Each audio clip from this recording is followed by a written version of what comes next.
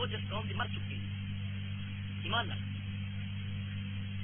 ہاں ایک کتاب آئی ہے عرفان عرفان عرفان ہے میرے ہاتھ کی یہ پتہ کہندی پیر بہو دے سلسلے دا ایک درویش فقیر نور محمد سروری قادری کلاچوی کلاچی علاقہ جان دیو تیرا اسماعیل خان دے نال کلاچی اتوں دے سن اتوں دے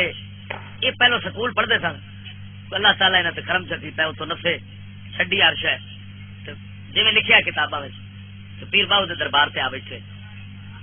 سن 59-60 کے اندر 59 کے اندر انہوں کا وصال ہے سن 59 وصال ہوا یہ وہی نے وہی حوالہ پہ اٹھانا 295 صفحے تے لکھتے پے جلد پہلی عرفان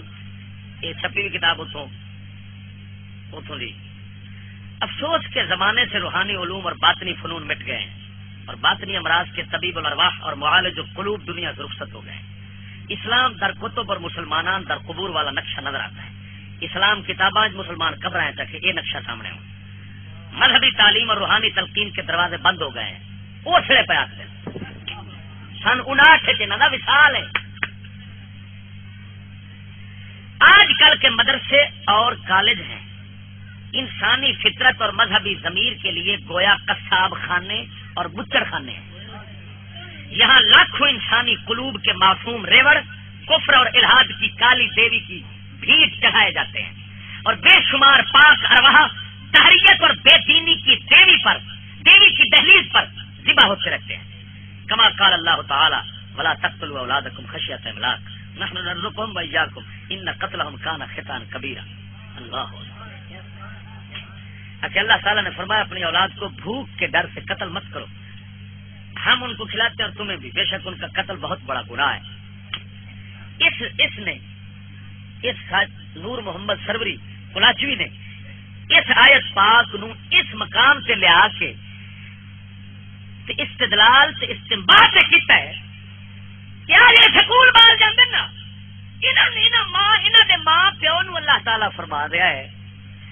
کہ اپنی اولاد نو بھوک تے ڈر تو قتل نہ کرو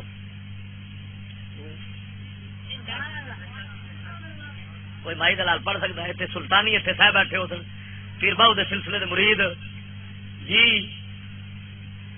یہ انہوں نے پیر دی میں گل پہ کرنا توجہ نہیں فرمائی وہ فرماندے ہیں لکھنے پہن اچھے یہ جڑے بال گھل دن تے مانوی طور سے بیچارے ذبح ہو جاندے مر جاندے ایمان سے دین غیرت تو اکھے تے جاندے کیوں پے نہ کہ رزق روزی واسطے اللہ کے فرماندا پیا انہاں نہ قتل کرو نہ سکول بھیجو نہ قتل ہون بیچارے رزق دا فکر نہ کرو میں دے توجہ نہیں فرمائی سبحان اللہ یہ کی لکھ دینا کہ کالج کفر و الحاد کے ٹکسال ہیں کوئی ٹکسال جان دو ٹکسال کنوں آنے پتہ ہے جتھے مہر ٹھپے لگ دیں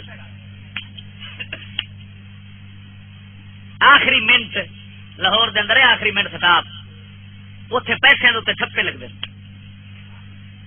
روپیے بڑے اتنے ٹھپا لگا تو چلے گا نا یہ آخر پین کالج کفر و الحاد کے ٹکسال ہیں جہاں ضمیر اور فطرت کے ذرے عیار میں حیاتی ہوئی ہوں باؤن ہے سلمان صاحب اگلے دن میں چل سکتا ہے